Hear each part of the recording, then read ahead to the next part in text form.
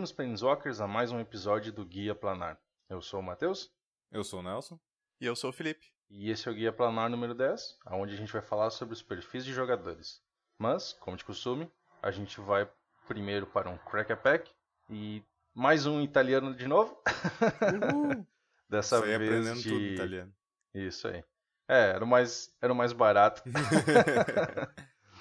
Dessa vez de Morning Tide, ou Alvorecer, que é o segundo set do bloco de Lore. Embora ali era meio diferente, que parece um bloco de 4 sets, na verdade, né? Que era 2 de Lore e 2 em Shadowmoor. Era interessante, cara. Eu achei legal aquele formato deles. Nós vamos abrir o pacotinho aqui. Vamos ver o que vai vir. Tem umas coisas interessantes nesse set, cara. Dá pra vir Escape Shift, vem Dillion Click, Bitter Blossom. Eu já aceito se vier um Revelark, porque eu tô precisando pra um deck. As cartas em italiano têm um cheirinho bom também, cara. Diferente das em português. Eu acho que em português eles não colocam muita cocaína. Por aí. Bom, a primeira carta é número 63. É uma fada assassina, por 3 incolores e 1 preto. É uma 2/2 com voar. E quando ela entra em jogo, destrói uma criatura alvo. Não entendi o resto. Que sofreu dano nesse turno. Tá. Eu fiquei na dúvida se era que tu tinha causado turno, tu tinha causado dano, que causou dano em ti, aí eu não vou arriscar. É a fada da picada final. Cara. Uhum. Mas é legalzinho, cara. Bacana, tipo, bloqueou uma criatura do cara. Seria legal se ela tivesse flash, né? Se ela tivesse lampejo, seria muito legal. Assim é só interessante. Bom, a próxima é uma... Não é uma fada, é um farabuto. Não, eu acho que é uma fada, mas é uma fada alguma coisa. É 39. Acho que é uma fada ladino. Fada das chaves. É uma fada ladino. É verdade, ó. Tu vê as... Ela tem tipo umas chaves saindo da bunda ali, ó. Na arte. Bom, por 3 incolores e 1 azul. É uma 3/1 com voar. Ou seja, é um corpinho legal até 3/1 com voar. Interessante. Ela tem uma habilidade interessante, que é a habilidade de Prowl. Não sei como é que é traduzir em português. Espreitar. Então, que de 2 azuis, 2 incolores, 2 genéricos e 1 azul. Isso é importante. Vamos começar certo agora. Por 2 genéricos e 1 azul. E ela tem, quando ela entra em jogo, se tu pagou o custo de espreitar dela, compra uma carta. Isso aí. Tu pode pagar o custo de espreitar se tu causou dano de combate nesse turno com um ladino. Ou uma fada. É isso aí. É interessante essa mecânica, né? Meio bizarro que era só para fadas. O problema é que ela, como o Mario diz, ela é uma mecânica muito parasita, né? Se tu não tiver rogues, tu não joga. Não, na verdade, tinha goblins com essa... Acho que é só ladinos que tem essa... É só ladino. Não, tu tem que ser rogue, pra tu usar o Pro, tu tem que ter dado dano com rogue. Isso. Tem fadas rogue, tem goblins rogue, não sei se tem outras coisas rogue. Acho que tem elfo também, sei lá. Mas o ponto é que rogues não é um tipo de criatura, uma classe de criatura comum em Magic. Então em outros sets tu não vai ter essa mecânica, fica presa a esse set. Eu acho que na verdade ela meio que ativa quando tu causa dano de combate com os tipos da criatura. Isso. Ou alguma coisa assim. Não, eu tô olhando aqui o inglês, ele diz se você deu dano a um player esse turno com um rogue. Ou uma fada. Não tem uma fada no inglês. Então, porque eu acho que é com os tipos da carta. Mas tu tá vendo uma carta com espreitar genérico? A Fairy... Tô vendo uma espreitar genérico. Deixa eu ver se eu pego alguma outra coisa. Tipo, se tu pegar essa fada, ela fala lá em inglês. A Fairy or Rogue. Então... Talvez seja dos tipos de criatura dela. E como nesse set tinha tribal, né? Isso também se aplicava a algumas instantâneas e feitiços. Bom, a próxima é um guerreiro gigante, é um Balordo Errante, por 5 genéricos e 1 vermelha, é uma 4/4, número 94. É um gigante guerreiro e quando ele ataca sozinho, ele ganha +1/+1, tem... Atropelar. Travou de Erefilo. Atropelar. Imaginei, até o final do turno. Não. 5/5 condicional por 6, não é legal não. Não vale a pena. É uma criatura vermelha, né? Criaturas vermelhas são bosta, não esquece disso. Criatura vermelha nessa geralmente... época ainda eram ruins, né? Bom, a próxima carta é um instantâneo por um genérico e uma verde. Número 119. Deve ser tipo Força da Terra, alguma coisa Força do tipo. terrena. Que é tipo. Isso, que é tipo um gigante com umas mãos que são umas árvores. Bem interessante a arte. E é uma criatura alvo, ganha +3/+3 até o final do turno. E tem reforçar 1 por um genérico e uma verde. Que é uma habilidadezinha bem meia boca, né, cara? Essa aqui eu nem sei por que eles criaram.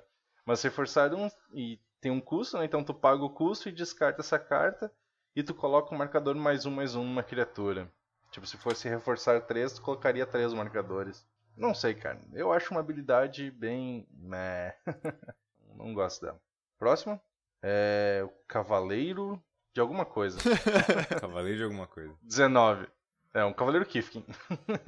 Número 19. Nossa, Ordem do Grilo Dourado. Bah? Isso. E ele não tem nenhum grilo envolvido, né, cara? Porque é um Kifkin numa ovelha. Então, é o do tamanho de um grilo. Os Kifkin eram um pouquinho maiores. Assim, mas... Por um genérico e uma branca. É um Cavaleiro Kifkin. E tem, toda vez que ele ataca, tu pode pagar um branco. E se tu fizer isso, ele ganha voar até o final do turno. Volare. What? É uma ovelha que voa. Ah, uma ovelha que voa. Não, né, meu? Ela vai pular por cima da defesa do oponente, né, cara? Não, cara, ela vai voar, cara. É muito mais legal. Bom, a próxima, número 31. É uma instantânea por um genérico e uma azul. Ah, essa aí é boa. E pode retornar uma permanente que não seja terreno para a mão do seu dono? Isso aí. Dispersar. Dispersar. Interessante, é. Boomerang por 2 azuis, tu poderia retornar um terreno também. Ela é pior do que é com Intruth, mas pra época ela é boa. Ah, legal. É bounce e sempre é bom. Nossa, essa arte dessa próxima carta dá um pouquinho de angústia. Número 73. É um feitiço e tem aquela porcaria de mecânica de Lauren que eu não lembro do nome, que é Clash. Ixi, também não sei. Hã? Como é que é o nome daquela mecânica de Lauren Clash? Qual é que é o número da carta que tu falou? 75. Ah, tá. Tu falou 73, ué. Não, desculpa. É confronte um oponente. Isso. Confrontar. Então, é um feitiço por uma genérica e uma preta. Confronte um oponente. Se vencer, ele descarta 2 cartas. Do contrário, ele descarta uma. Não é tão ruim assim. É interessante. Tu garantiu E a arte confrontar. A arte é estranha, que eles estão tipo arrancando os dentes de um gigante, alguma coisa assim. Ah, eu lembro dessa aí, já tinha visto. É tenso. Eu não sei, tem alguma coisa meio que puxando a boca do lado, sei lá, ela não me faz sentir muito bem olhando pra ela. Ainda mais quando tu tá fazendo tratamento dental, né? Fica tipo, não. A próxima carta é número 18. 18. Por um branco, é uma 1/1, é um Kifkin soldado. Ataco Improvitso. O que é isso? First Ataque Strike? improvisado. Pior, O nome dele é Guarda-Mosquito. tem... Viu? Os nomes dos Kifkin são tudo coisa com insetos. Pois é. Sei lá, esse set é tão nostálgico, né? Com esses nomezinhos assim, é tão bacana. Eu não joguei ele, então pra mim não é nostálgico. É que foi bem quando eu comecei a jogar Magic, foi por essa época, né? Então sempre tem aquela magia inicial. Tem reforçar 1 por um incolor e uma branca. Não vale a pena. Esse cara até faz sentido. Tipo, uma criatura 1 que dei mais pro late game, tu não vai querer ter ela em jogo, de repente tu usar o reforçar pra bombar uma outra criatura tua, até faz sentido esse reforçar aí. Sim, mas ainda é uma 1 por 1, sabe? Não vale a pena jogar. Acho que em nenhum formato vale a pena jogar uma 1 por 1. Não. Não sem outras habilidades. Construído isso aí não serve. Bom, a próxima... Katia Flussi.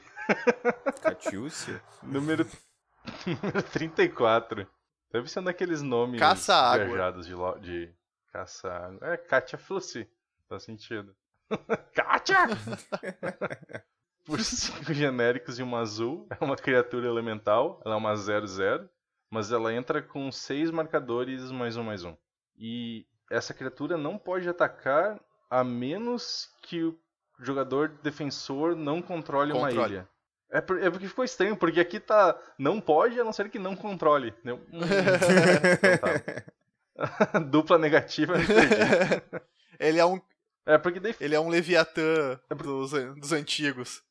Porque até faz sentido, porque a outra habilidade dele é um azul e remova o marcador +1/+1 dele, e um terreno alvo se torna uma ilha até o final do turno. Cara, uma 6/6/6 em azul? Interessante. Nada mal. Nada mal. A próxima carta é número 68. É roubar uma bocada. Imagino que seja. Roubar um pedaço. Roubar um pedaço. É um feitiço tribal, ladino, acho que é isso. Por 2 genéricos e 2 pretas. E tem um jogador alvo, perde 3 pontos de vida e tu ganha 3 pontos de vida. Se tu pagou o custo de espreitar, compra uma carta. E o custo de espreitar dele é um genérico e uma preta, e tu tem que ter causado dano com um ladino, por essa ser uma carta do tipo ladino. Isso aí. Então, cara, se tu conseguir pagar o custo de espreitar dela, ela é boa, cara. Poxa. Pois é. 2 de mana pra causar 3, ganhar 3 e comprar uma carta? Nada mal. Sets, Lorwyn, Amanhecer, Alvorecer, né? Amanhecer. Essas mecânicas tribais eram muito boas, né? Eram muito fortes. Sim, e essa próxima carta aqui me causou pesadelos. É número 129, acho que é Chuva Luminescente ou Florescente. Por 2 genéricos e uma verde, luminescente. É uma instantânea. Escolha um tipo de criatura. Aquele jogador ganha 2 pontos de vida para cada permanente que ele controle daquele tipo. Eu tinha amigo que jogava de elfos nessa época, então... Apanhou muito essa aí. Cara, ele ganhava tipo 200 de vida. Eu tô te matando, não tô mais. Não tô mais, não. Hoje não, hoje sim. Bom, a próxima carta, número 37. É um mago, uma fada mago, por 3 genéricos e uma azul. É uma 2/2 com voar de lampejo. É uma Sylphid inspirada. E toda vez que um jogador... Não, ou que tu... Meu Deus do céu. Eu acho que toda vez que tu jogue uma mágica que seja um mago, tu pode desvirar ela. Vira, compre uma carta e descarte uma carta. Interessante, cara. Um loot é bom. O problema é que é 4 de mana, né? Mas uma 2/2 com voar, pelo menos. Né? E flash. Com loot eu não sei se é tão ruim. Interessante.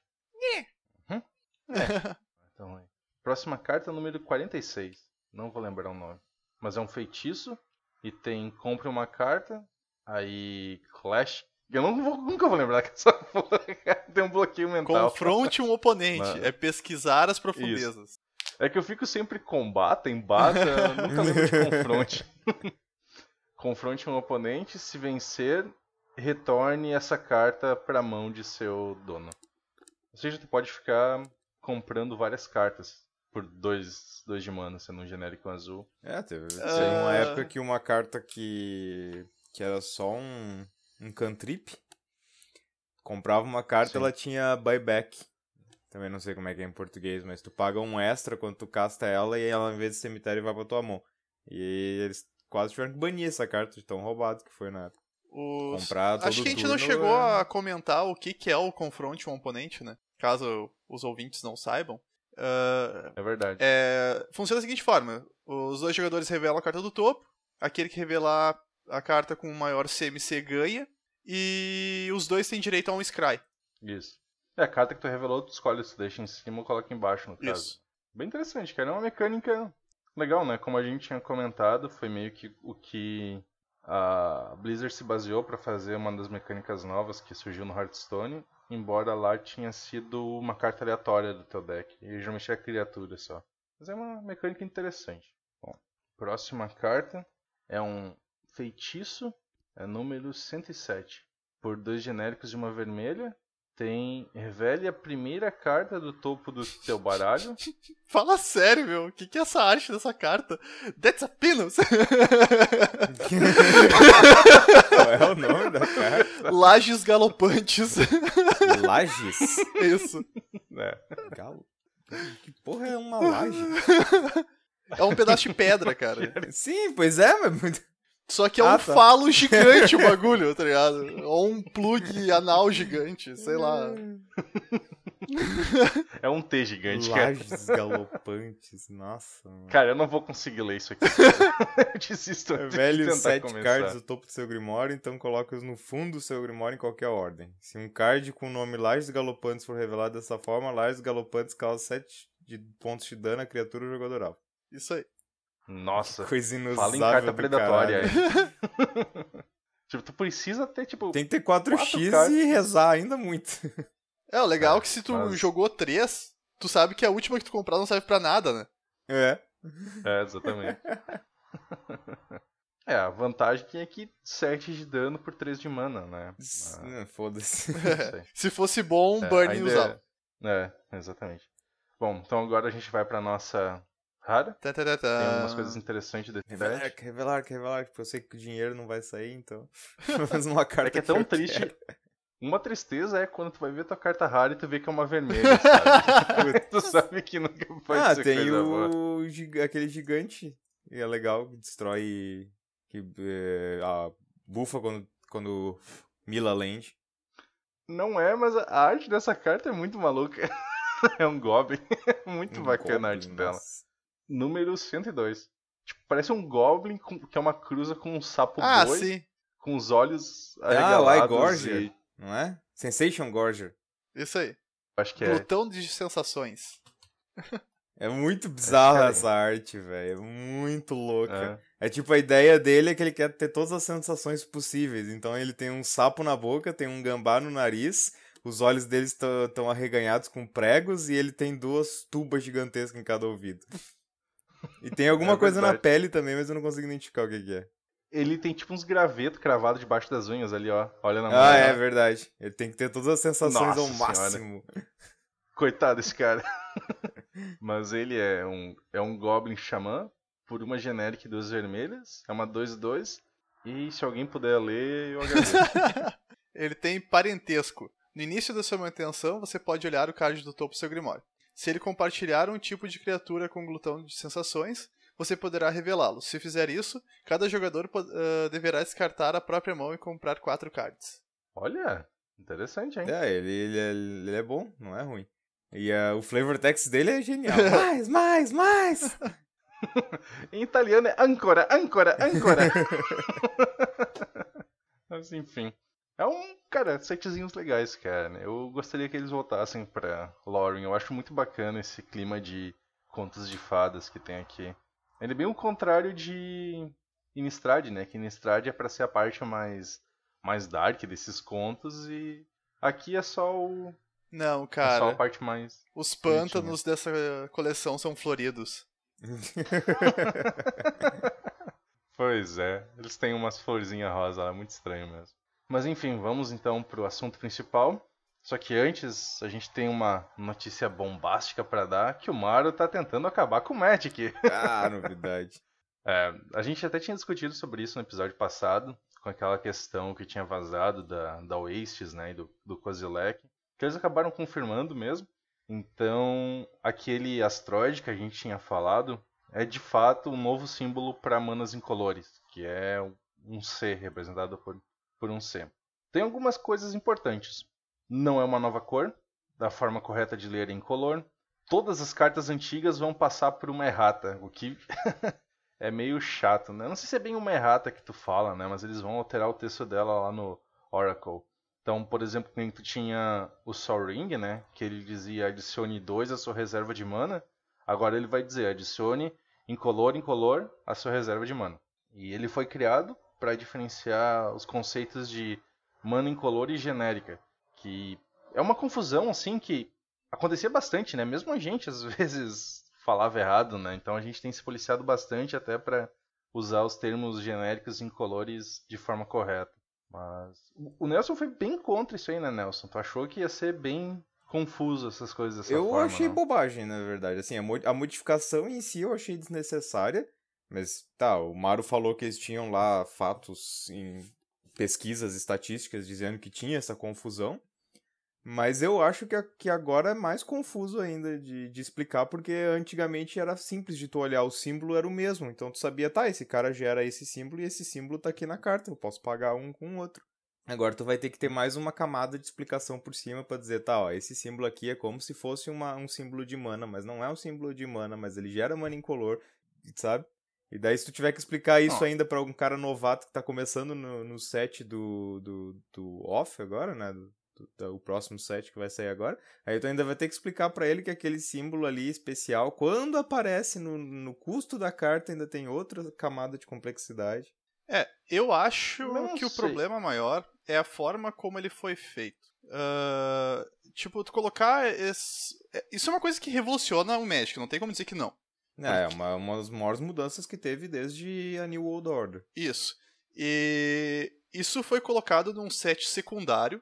Isso teria que vir num set, tipo, num core set. Isso deveria ter vindo no Magic Origins, já que era o último core set, sabe? E ele vem também num set que já é complicado por si só, porque tem The Void. Tu vai ter cartas que daí que vão ter uma... Por exemplo, tu vai ter que, digamos que esteja explicando a alguém isso aí nesse set agora que vai sair. Vai ter poucas cartas que tu vai poder mostrar essa diferença, né? Porque o set é pequeno. E ainda o cara vai olhar, tá, mas por que aqui no custo do Kozilek tem o símbolo esse aqui e tem o símbolo transparente? Isso aqui é normal agora em Magic? Vai sempre acontecer isso? E não vai. Isso é uma coisa só do Kozilek. Eu não sei, cara. Não, o Maru já disse que é uma coisa específica do Kozilek. Nem o Inhaku, se porventura voltar, vai ter isso. É exclusivo do Kozilek. Mas tem habilidades com esse Tudo bem, custo. mas- Não o custo da criatura, mas tem Sim, habilidades. mas são todas habilidades ligadas ao Kozilek, entende? Então se o Kozilek não tá no set, não existe esses negócios. Mas eu acho que ele falou isso referente ao set. Eu acho que o lado bom dessa alteração é tu colocar cartas de maior poder no Magic, só que de uma forma mais restrita. Porque mas eu acho que, cara, o melhor exemplo é o Sol Ring. Será que o Sol Ring seria tão quebrado se o custo dele fosse um incolor em vez de um genérico? Porque pensa, tu pega esses baralhos no Modern, dificilmente o cara vai conseguir colocar mana incolor no baralho, porque geralmente os decks são de 3 cores, e com uma intensidade muito grande no custo de mana ali. Tu tem muitas cartas que custam 2 manas coloridas, 3 manas coloridas, e tu não pode ter mana incolor no deck. É muito custoso pra ti isso. Então, ele abre uma janela pra tu poder criar cartas com mais poder, com um custo que é mais complicado pros jogadores pagarem. Eu não sei, eu acho... Faria sentido, exceto que foi feita essa pergunta pro Maru e o Maru disse que é uma coisa exclusiva do Kozilek, que ele não pretende usar em outros locais, a menos que seja o flavor perfeito. Não sei, eu acho que... Não é uma coisa que vai acontecer normalmente, tipo, agora do nada pode ter artefatos com custo incolor. Não vai ter isso. Isso aí vai ser uma coisa exclusiva do Kozilek, a menos que tenha um motivo muito grande de flavor no mundo. Eu acho que não se vai eles ser uma fizerem coisa normal isso, dos sets. eu acho que se fizerem isso vai ser uma burrada muito grande. Porque daí não Não, traz nenhum benefício pro Magic fazer alteração. Não. O único benefício que vai ter vai ser separar os conceitos de incolor e genérico. É por isso que, na minha opinião, é uma bobagem. Então, vamos tentar deixar bem claro o que são esses dois conceitos, né, e no que eles diferem. Acho que a maneira mais fácil de pensar nisso é que mana genérica é exclusivamente custo. Então, todas as vezes que tu olhava para um custo e tinha, por exemplo, lá o númerozinho 2 dentro de uma bolinha cinza. Qualquer número dentro de uma um bolinha cinza, né? Isso. No custo das cartas, ou em habilidades, né? Como custo, isso era mana genérica. Quer dizer que pode ser paga com qualquer mana. Isso, que nem a gente tinha visto ali o Glutão das Sensações, né? Que ele é vermelho, quer dizer que ele é uma mana genérica e mais 2 manas vermelhas. E essa mana genérica pode ser paga com absolutamente qualquer tipo de mana. Até rosas tu conseguir gerar com a mana rosa. Isso aí. É exatamente isso. Pode ser pago com qualquer cor de mana ou com mana incolor. Lembrando que incolor não é uma cor. 0 cores não é uma cor. Só que o problema é que era quando tu adicionava esses numerozinhos à tua reserva de mana, tu estava adicionando mana incolor, não mana genérica. Então tu tinha 2 custos que representavam exatamente... 2 conceitos representados pelo mesmo símbolo. Isso aí. Exatamente isso. Tu tinha mana genérica, que era para custo, e tinha mana incolor, que era quando tu gerava mana que não tinha nenhuma cor.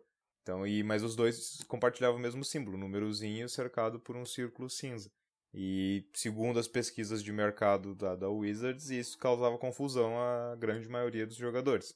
E a decisão deles foi então nós vamos separar definitivamente, inegavelmente, o que é mana incolor e o que é mana que pode ser pago qualquer cor. Eu admito que eu tinha isso bem confuso também. Até o Felipe, alguns episódios atrás, ele fala assim, tá, mas isso aí não é mana incolor, isso é mana genérica. E daí, de fato, pois é verdade. Então agora tá fazendo muito mais sentido o fato de eles separarem isso, porque de fato haviam dois conceitos que não havia uma diferença muito mecânica entre eles, por assim dizer, até agora, mas eram dois conceitos que tu tava usando exatamente o mesmo símbolo e tava gerando confusão. Eu aposto que se tu chegasse em qualquer loja, tu chegasse assim, o que é uma mana genérica e qual a diferença dela para uma mana incolor? Todo mundo ia, não sei. Certo? Provavelmente. Então, eu acho que o que essa mudança vai fazer, ela vai ser deixar esses conceitos mais claros. Vai haver uma dor de crescimento? Eu acredito que sim. Eu acredito que vai ter algumas pessoas que vão se perder um pouco, porque as pessoas têm resistência à mudança. E elas, quando vem alguma coisa nova, em vez de elas tentarem aprender aquilo, elas tentam refutar. Então, eu acredito que, principalmente no pré-release, acho que vai ter gente que vai fazer um mimimi por causa disso. Especialmente porque, obviamente, nesse set, como a gente já disse, tem a confusão maior ainda, que é essa porcaria dessa mana incolor tá no custo. E isso vai enrolar ainda mais a galera. Mas eu acho que isso ajuda a facilitar, Nelson. Porque daí tu vai olhar, por exemplo, pro Kozilek, tá? O Kozilek custa 8 genéricos incolor. Uhum. Então, daí tu fala pro cara, tá vendo, são 8 genéricos incolor. Quer dizer que esse 8 aqui, tu pode pagar com qualquer cor de mana ou com mana incolor. Pois é, essa mas parte esses aí, símbolozinhos aqui... Se tu for ver os comentários do pessoal na internet, essa parte que eles não entendem. O pessoal pergunta, tá, mas aí agora mana incolor não pode mais pagar por mana genérica? Tem várias pessoas que eu vi perguntando isso. É que as pessoas não entendem o conceito de mana genérica. Esse é o ponto. Então esse é assim, se vocês ouvintes são mais experientes, encontrarem alguém meio novato com esse meio perdido com isso, eu acho que a principal coisa a fazer no início é explicar a diferença entre genérico e incolor. Assim, genérico são custos. E custos genéricos podem ser pagos ou com mana de qualquer cor ou com mana incolor. Ou seja, com qualquer mana tu consegue pagar por isso. Então essa eu acho que é uma grande forma de explicar. E explicar, mostrar para alguma carta que vai ter aquele símbolozinho do asteroide, né, o símbolozinho do incolor no custo, de dizer, e tá vendo esse símbolozinho aqui, esse símbolo tu precisa pagar com uma mana incolor. Por exemplo, uma mana que tu gera com... Aí tu mostra um terreno para ele. Tu não pode pagar essa mana com uma floresta, ou com uma ilha, ou com uma montanha. Eu acredito que as pessoas têm mais resistência do que falta de compreensão. É, bem isso. E o principal problema não vai ser para jogadores iniciantes. Cara, os jogadores iniciantes, assim, se o cara começou a jogar faz pouco tempo, e ele vê que tu entende, e tu explicar para ele vai... Ok, acho que eu entendi, mas eu vou acreditar em ti e vou pegar lá. O problema é quando tu pega aqueles caras que estão no meio da curva, sabe? Que eles acham que sabem, mas não sabem. Eu acho que esses caras vão ser o principal ponto de problema, né? É uma coisa que todos nós passamos, certo? Até tu dominar um pouco mais as regras. Quando tu tá, parece que ele meio que no Uncanny Valley, sabe? Quando o cara assim vai, não, mas eu sei, eu tô certo, tu não sabe de nada, sabe? Então, vai existir, eu acho que esse problema. Mas... Segundo então, meu pai, é o estágio que você pensa que sabe. Isso aí. Exatamente. Então, tem aquele terreno novo, né? As Oasis ou os Ermos, que é um terreno básico que gera mana incolor. Só que, importante, ele não é um novo tipo de terreno básico. Isso é muito importante. Ele não tem tipo, na verdade. Ele é um terreno básico, ponto. Não é terreno básico floresta, terreno básico montanha. Ou terreno básico wastes, certo? Nem isso. Peguem um terreno básico qualquer, e se vocês forem olhar, por exemplo, no nome em cima vai dizer, por exemplo, floresta. E aí na linha de tipo vai dizer terreno básico, aí travessão, floresta. Os ermos, eles vão simplesmente dizer ermos, e na linha de tipo, terreno básico. É só isso. Eles não têm um tipo. Então não vai ter, por exemplo, fetes para ermos, ou wastes, tá? Eu vou chamar de ermos porque... Eu tô com muita esperança que eles vão usar esse nome. Mas nunca, então, não tem um tipo. Mas, por exemplo, se tu usar uma carta que busca por terrenos básicos, tu pode buscar por ermos. Sim, se disser terrenos básicos. Não, se não disser nada mais específico que isso. E daí, só que agora vem as questões que eu disse, que eu tava falando, né? Tipo, qual que é o problema? Onde estão lançando a cor nova, entre aspas, né? A questão da mana incolor. Porque a gente tem, que nem eu disse antes, a gente tem The Void, que são mágicas que tem custo de mana colorido, mas que são incolores.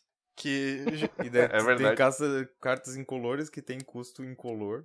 Isso. E daí a gente também tem a mecânica tipo do Bring to Light, né? Que é tu tem número de cores de mana que tu usa pra jogar uma mágica vai ser um efeito da mágica. E só que o mana incolor não conta. Diz que o grande mantra exatamente. Dessa nova edição vai ser incolor, não é uma cor. Exatamente.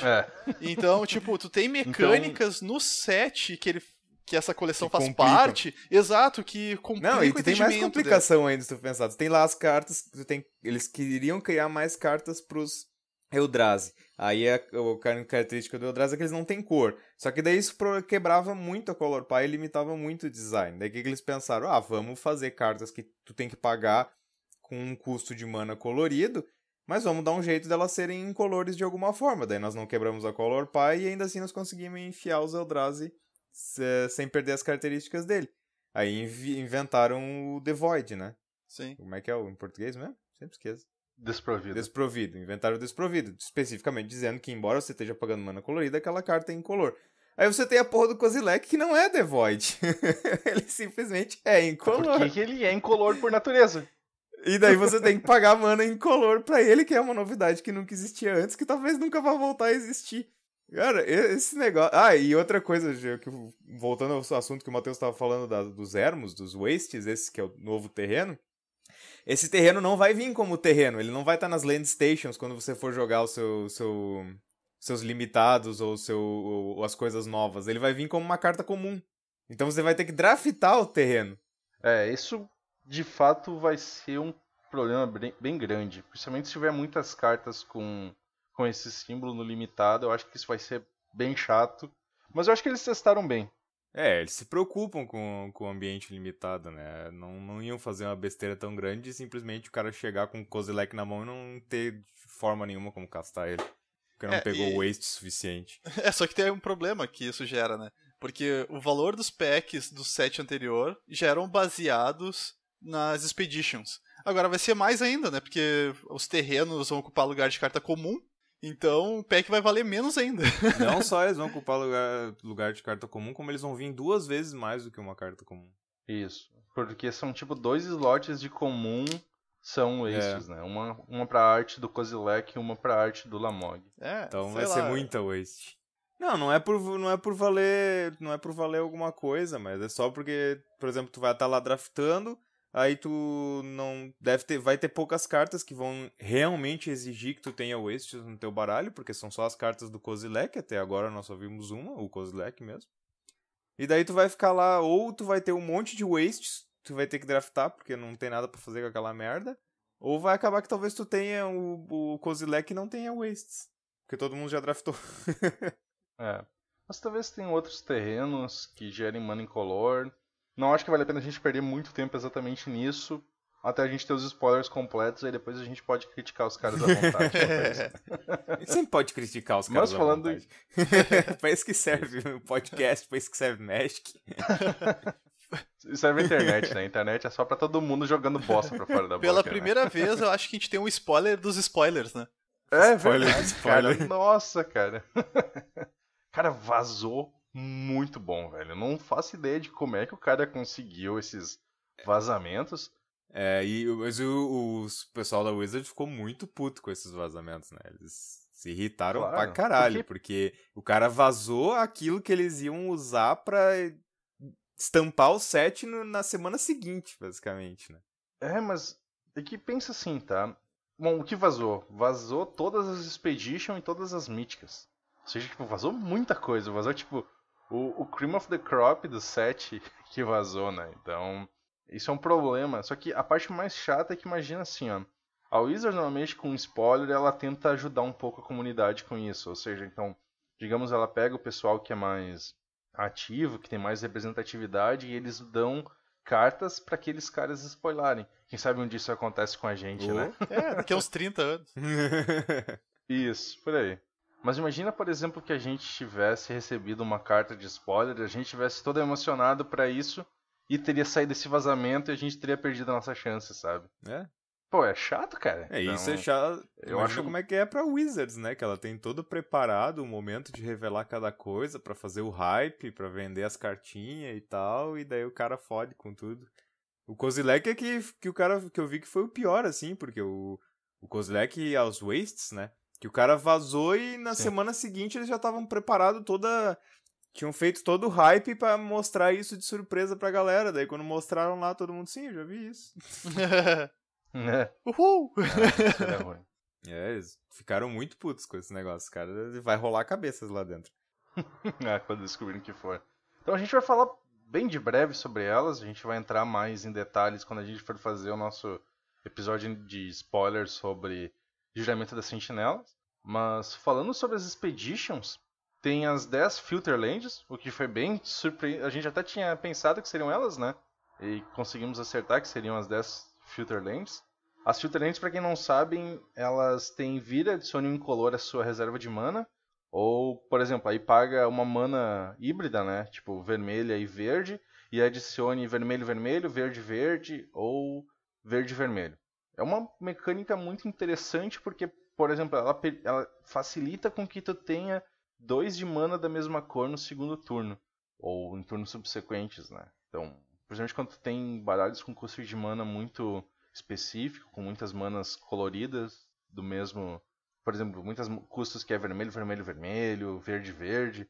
Às vezes se complica um pouco e essas Filter Lands ajudam um pouco.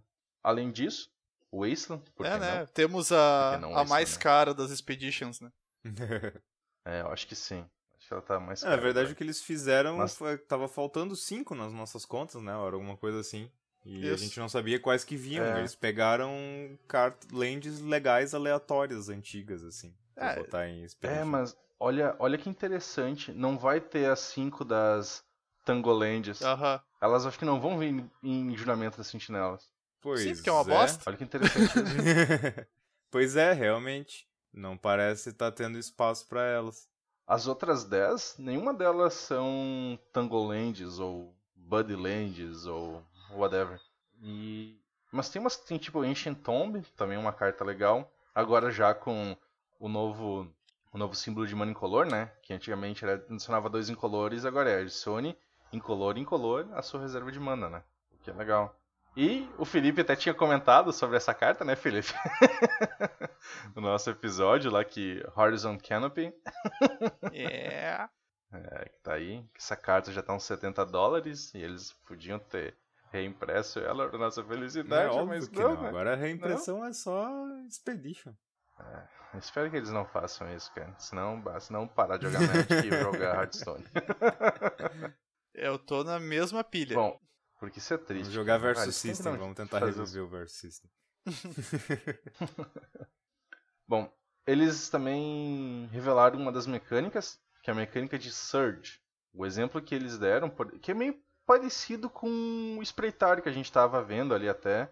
Aqueles mostraram um feitiço chamado Crush of Tentacles, ou Esmagar de Tentáculos, sei lá, por 4 genéricas e 2 azuis. É um feitiço e retorne todas as permanentes que não sejam terrenos para a mão de seus donos. Se tu pagou o custo de Surge dessa carta, tu coloque um polvo 8/8 em jogo. É. E esse custo de Surge, no caso dessa carta, é mais barato. É 3 genéricos e 2 azuis. E diz que tu pode conjurar essa mágica pelo custo de Surge se tu ou... Primeira vez que essa palavra eu acho que é usada em Magic. Ela foi usada nos Teammate? sets Unhinged and Glued. Se tu ou um membro do teu time conjurou uma outra mágica nesse turno. Então é por isso que eles falaram que seria legal tu jogar o pré-release em Gigante de Duas Cabeças. Sim, né? esse seria o primeiro set focado em Gigante de Duas Cabeças. E daí é a primeira vez em Borda Preta que eles usam Teammates. Daí o que é legal? Daí a gente vai ter o não- GP São Paulo, que daí não vai ter esse set. Porque deve ter outro GP que vai usar... que vai ser limitado de time. Se bem que a gente tá entrando em Modern agora, né? Porque o Pro Tour de Juramento das Sentinelas vai ser Modern. Isso. Bom, Nelson, tu quer falar sobre a tua amiga Chandra? Cara, finalmente um Planeswalker vermelho decente. Finalmente. Meio caro só, né? O ruim é disso, né? Ele não vai... obviamente não encaixaria em decks vermelhos rápidos. Mas, pô, é um Planeswalker que dá gosto de tu botar em jogo. O mais um dela dá quase um raio. Basicamente um raio. O 0 é muita card advantage. Tá, fala sobre as habilidades. Certo. O mais um dela, tu coloca dois elementais 3/1 com haste no campo de batalha e exilo no final do turno. Ou seja, tu vai dar pelo menos um raio. Um vai passar dessas desgraças. Ah, eles não têm trample. Não, daí tu queria demais, né? Não, ele é o Spark Elemental. Tu descarta todas as tuas cartas e compra o mesmo número mais uma. Ou seja, tu sempre vai comprar uma carta grátis com o 0 dela. E o menos X dá X de dano em todas as criaturas. Ou seja, tu já pode usar desde que ela entre em jogo, ela já pode ser um 4 de dano em todas as criaturas. Eu acho que eu vou botar um X legal, dela cara. no meu Free Win Red. Vale a pena, é muito boa. É? Muito boa. Mas não sei se vale a pena, Felipe. Tu não consegue causar dano com ela. Claro que consegue com 2, 3, 1. Bota 2 elementais. Ele não 3, vai 1 poder tudo. atacar com os elementais. Por causa da ponte, não vale a pena. Mas o card advantage. Isso se não é banirem a interessante. ponte. Dan. Tomara que banam a ponte. Aí Mas o enfim, deck não tu é tá o- gastando um monte de grana agora pra montar, tu vai jogar no lixo. Já falei, cara. É só eu tirar os rituais e tirar as pontes e colocar a destruição de terreno e tá feito o deck. Mas tu precisa dos rituais pra castar os seus Bom. bichos sem terreno. E aquela criatura lendária aí, Felipe, que é a tua cara. Essa criatura assim, ó, é o jeito que eu gosto de jogar Magic. O tio Kalitas é bom pra caralho, cara. É uma criatura lendária, do tipo vampiro. Warm smell of Kalitas rising up in the air. É um vampiro guerreiro? Como é que eles traduziram um warrior pra... Guerreiro. É guerreiro? É guerreiro. Não é a moto. Por duas quaisquer e duas pretas, uma criatura 3/4 com lifelink. E daí começa a roubalheira. Que é preto. Daí começa a roubalheira.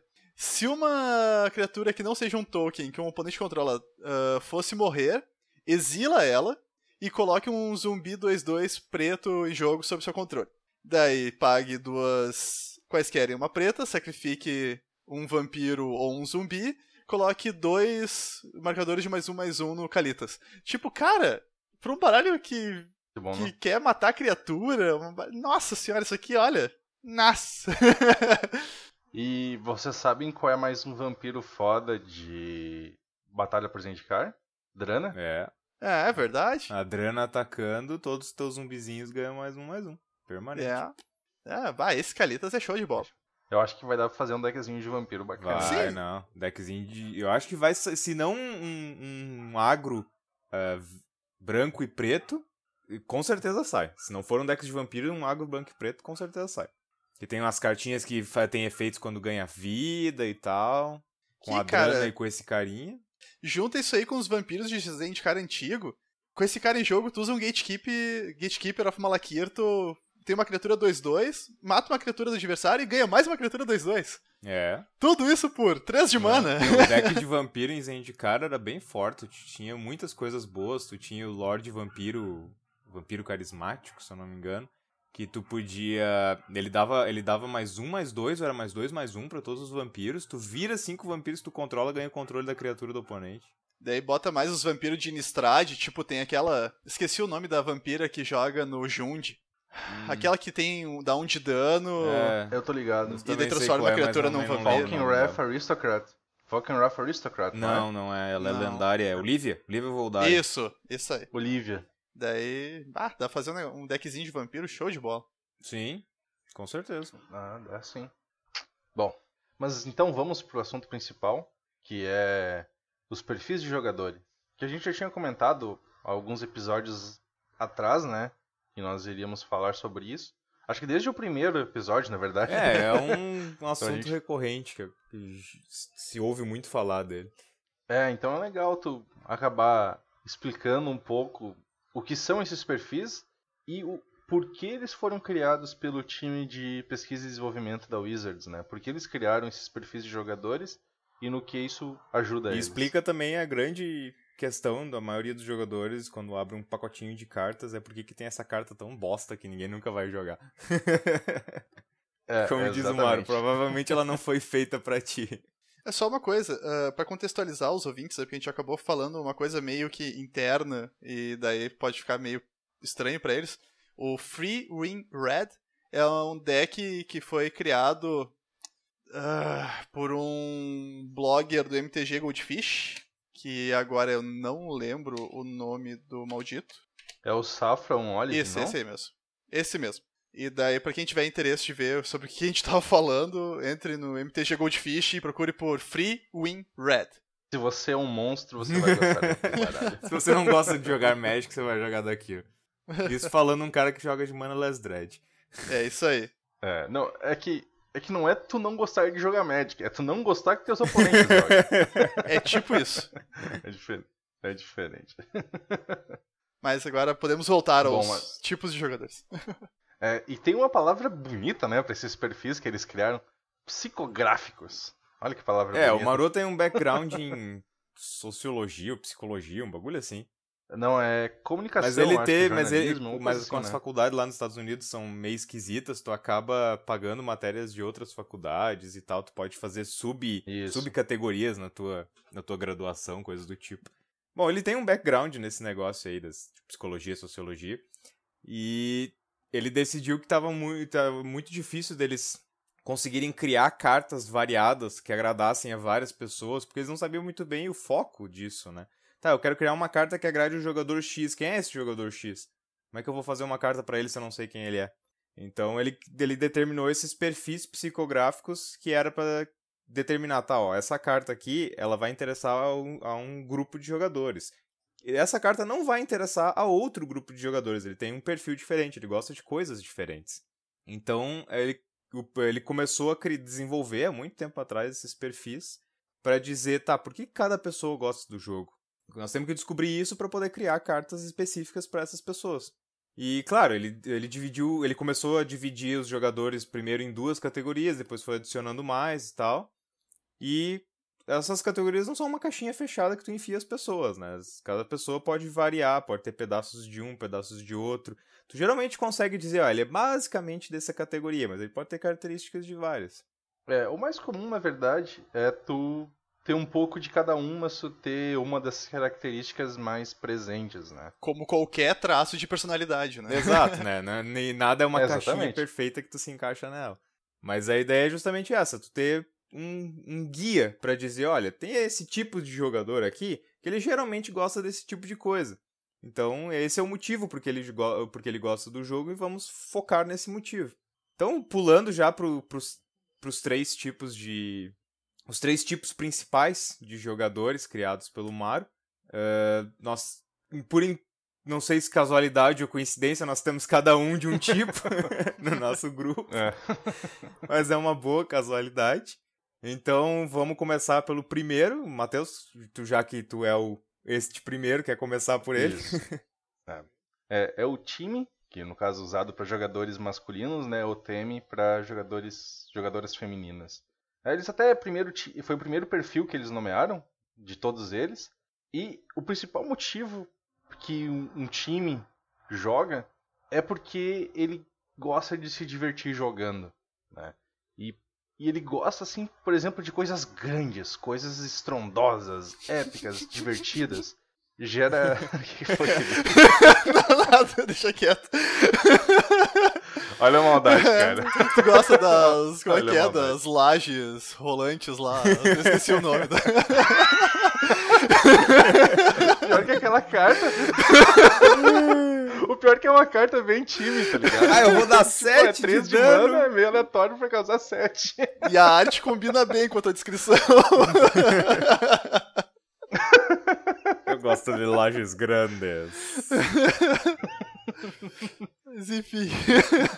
O Mario sempre fala que esse é um perfil que tem muitos conceitos errados acerca dele, que as pessoas acham que ele se aplica assim só a criança, certo? Porque tu pega alguma criança assim mais jovem, ela normalmente é aquela coisa que gosta assim, dragões, criaturas grandes, sabe?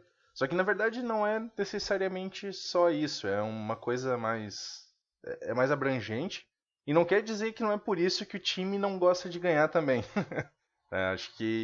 Eu acho que dos três, o Johnny é o que menos gosta de vencer. O time, ele gosta de vencer, mas ele não se importa tanto com a quantidade das vitórias, mas sim com a qualidade delas.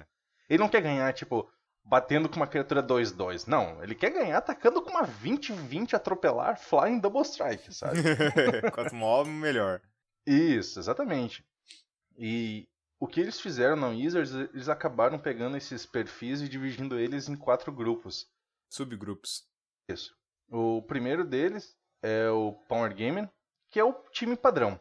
Ele quer poder, ele quer diversão nas cartas, ele quer cartas que façam tudo e que ele perca o jogo depois, provavelmente. Não, isso é mentira, né? Normalmente são cartas que são... Pelo fato de elas terem um custo de mana muito alto, elas são basicamente injogáveis. Mas a ideia é basicamente essa, é ter cartas com efeitos grandes. O outro é o Social Gamers. São pessoas que usam o jogo como desculpa para interação social. E eles querem basicamente se juntar com os amigos e se divertir com eles. O que é um objetivo nobre, digamos assim. O jogo em si não importaria tanto. O importante é se juntar e se divertir. Aí tem os Diversity Gamers, que ele é um pouquinho Johnny, eu diria, que ele quer tentar achar cartas divertidas que ninguém achou, né? E ele não está muito interessado em ganhar com elas, mas mais com jogar. Digamos que ele acha uma mecânica lá, tipo, sei lá, Epic, certo? Aquela mecânica lá de Kamigawa que ninguém joga aquela porcaria porque é muito terrível, né? Mas é épico. Mas é épico, sabe? Então ele quer jogar com elas. E, por fim, tem os Adrenaline Gamers, que eles gostam da aleatoriedade do jogo. Que é, por exemplo, tipo, tu jogar uma moeda ou cartas que propiciem jogadas diferentes, né? Por isso aquela questão da laje, certo? Ela tem aleatoriedade. Tu tem aquela adrenalina de tu tá revelando as 7 cartas, tá vindo mais uma laje, tá vindo mais uma laje, tá vindo mais uma laje, certo? Então tem nesse ponto também. Então a piada do Felipe, por mais que tenha sido de mau gosto, não foi relevante. Então, algumas cartas assim que a gente usou como exemplo, né? Tem uma delas que ela é uma carta boa, que é bem jogável. 2, na verdade. As outras 3 assim são mais aspectos diferentes. Eu acho que a maior de todas é Adentrar o Infinito, ou Enter the Infinity. É um feitiço por 8 incolores, 8 genéricos, 8 genéricos, azul, azul, azul, azul. Ou seja, 12 de mana.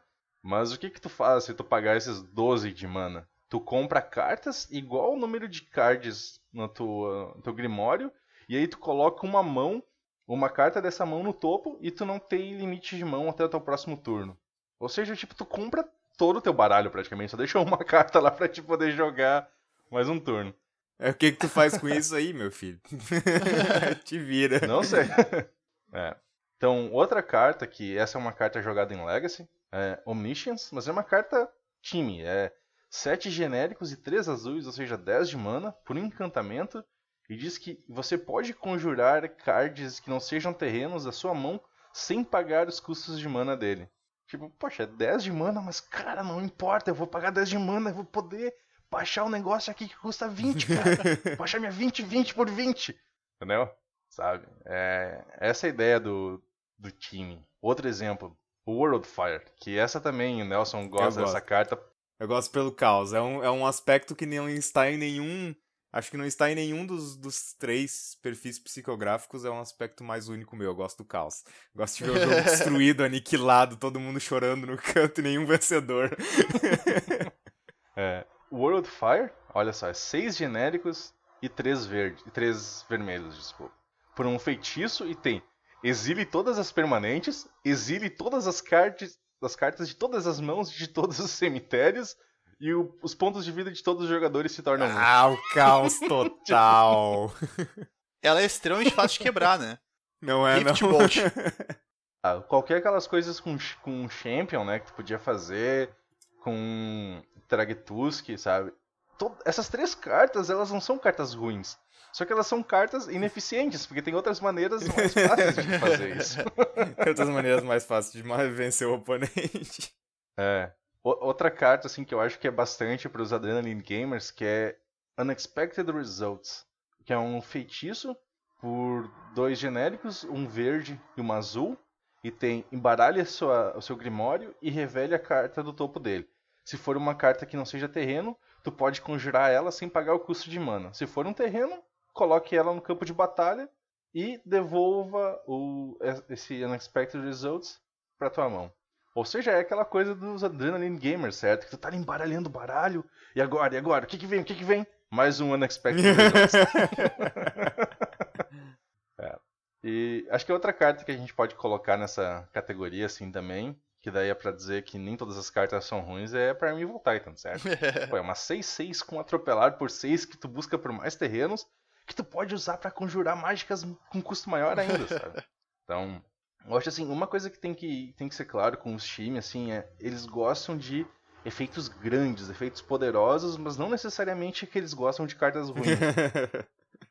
Como eu falei, eles se importam mais com a qualidade das vitórias. É que nem, olha os meus baralhos competitivos de Modern e de Legacy. De Modern eu não quero ganhar batendo com uma 2/2. Eu quero usar um feitiço e causar 36 pontos de dano no cara com aquele feitiço, certo?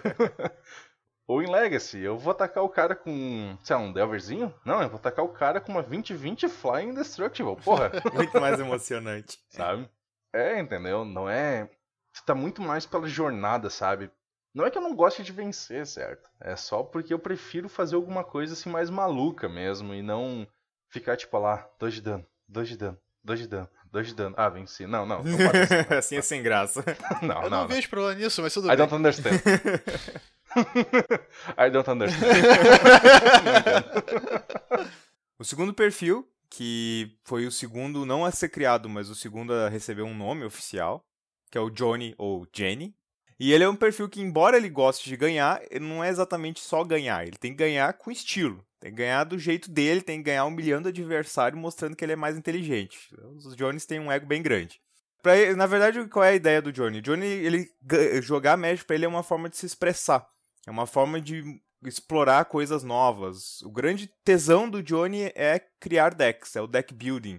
Essa parte de você procurar interações diferentes, procurar cartas diferentes, procurar mecânicas que talvez não tenham sido quebradas ou não, uma carta nova que dê uma possibilidade nova. Esse é o grande tesão. Então, ganhar não é tão importante, mas sim tem que ganhar mostrando o que o deck pode fazer. Por exemplo, tu tem um deck que vai rampar para castar uma carta ridícula, que vai fazer um combo aloprado, mas tu pode ganhar, talvez, batendo com uma criaturinha 2/2 lá que se tu ia usar pra rampar, mas acabou que não veio o combo. Então, tu pode ganhar com a criaturinha 2/2, mas não tem graça. Tu tem que ganhar fazendo o combo. Essa é a parte mais importante para os Johnnies. O Johnny é o legítimo cara que gosta daqueles baralhos que não fazem nada até fazer Exatamente. Um baralho que não faz nada até fazer tudo. Jogar paciência é tranquilo, não tem problema. Então eles também são divididos em subcategorias. Tu tem o Combo Player, que é o perfil padrão, gosta de baralhos de combo, com interações diferentes. Quanto mais novidade, melhor. Tu tem os que eles chamam de Offbeat Designers. É uma coisa meio difícil de traduzir, mas seria um designer que vai para caminhos que nunca foram vistos. Que a ideia dele não é procurar, nem é ver cartas novas, interações novas, não. Ele começa com uma ideia. Aí, se meu deck tivesse só lentes... Ou se não tivesse land nenhuma. Não quero jogar Magic. Você tem uma terceira subcategoria, que são os artistas do deck. Esse aqui, eu admito, eu não cheguei nesse nível ainda, mas eu quase cheguei. Mas eu gostei da ideia. O que são os artistas do deck? Ele quer construir um deck com matemática. Mas não é só uma temática. Ele quer que o deck conte uma história. Ele quer que, por exemplo, que tu quer fazer um deck que use um elfo de cada dos mundos de Magic. Pra mostrar toda a evolução dos elfos e Magic. Então ele quer criar um deck, esse eu já vi, eu pensei em montar, com todos com um personagem representando cada personagem de Alice no País das Maravilhas. Because fuck you. Pensou em Alice nos País das Maravilhas ou em outro? Pensei no Alice. Eu vi o deck do Alice no País das Maravilhas e eu olhei, eu quero fazer o da Alice e depois eu vou pensar no meu. Então você tinha lá um personagem pra representar a Alice, outro personagem pra representar o gato, cada um pra representar cada personagem. O deck não valia nada, era uma bosta. Eu não sei nem se era jogável, porque eu acho que o cara não tinha lente suficiente pra castar aquelas porcaria. Mas era genial. E daí você tem o nível máximo, né? Que esse eu já tô começando a me adentrar nesse nível. Que eles chamam dos Uber Johnnies. Né? O Johnny máximo, que é o cabeça dura idiota mesmo. Que ele quer provar que a carta porcaria que tu consegue jogar com ela. Por mais porcaria que seja a carta, tu faz um deck com ela. Então, alguns exemplos de cartas pra esses Johnnies. A carta Johnny More, eu acho, que até o Maru construiu ela. Foi ele que foi o criador da carta pra ser a carta Johnny More. Que é Battle of Wits. Não sei, batalha de... não sei de que em português. Sou horrível pra traduções. Um encantamento de 3 genéricas e 2 azuis. Com uma mock, cara, então tu não seria tão ruim. Tá de boa, né? Um encantamento de 3 genéricas e 2 azuis. Que diz basicamente, no início do seu upkeep, se você tiver 200 cartas ou mais no seu Grimório, você vence o jogo. É batalha de raciocínios. Batalha de raciocínios. Because fuck you, né? Eu tenho 200 cartas no meu Grimório. E aí, vai fazer o quê? Eu não consigo nem embaralhar essa porra, mas tá aí. Teve um Pro Tour que tinha um cara jogando com isso, cara. Era muito engraçado ele segurando o baralho. Eu preciso de 3 mãos pra embaralhar o negócio, mas tá beleza. Imagina, o cara tinha que levar o deck em 3 deckbox, né? E se eu não me engano, o cara era meio pequenininho, sabe? Então, assim, o deck era quase maior que ele. Geralmente os decks que eu já vi jogando com essa desgraça tinham que jogar com mais ou menos 250 cartas pra conseguir efetivamente ganhar com essa porra. Eu não fiz um desses ainda, porque eu acho que é de carta demais pra pensar. Mas tem outros exemplos interessantes. Por exemplo, um dos pessoalmente favoritos, a Narco Moeba. Uma criaturinha, um flying por uma genérica e uma azul. Uma criaturinha bem bosta até. Mas ela tem uma cláusula bem interessante. Quando ela é colocada direto do seu Grimório pro Graveyard, milada, por exemplo, você pode colocá-la no campo de batalha. Você tem que pensar, como é que eu vou milar essa porra pra ela entrar direto no campo de batalha sem que eu precise castá-la? E daí o que eu vou fazer com uma 1-fly? Uma 1-fly não faz nada, tu tem que fazer coisas interessantes com ela. Então é uma carta que tu vai te fazer pensar em uma interação, tu vai te fazer ter que pensar num combo. Infelizmente ela gerou o combo mais degenerado de Magic, que se chama Manaless Dread. Que é o combo mais detestado possível existente em Magic, porque simplesmente diz, eu não quero jogar Magic. Não, quero jogar outra coisa. Mas eu vou usar as cartas de Magic. Eu vou jogar o deck, como eles disseram, o deck que não faz nada até fazer tudo.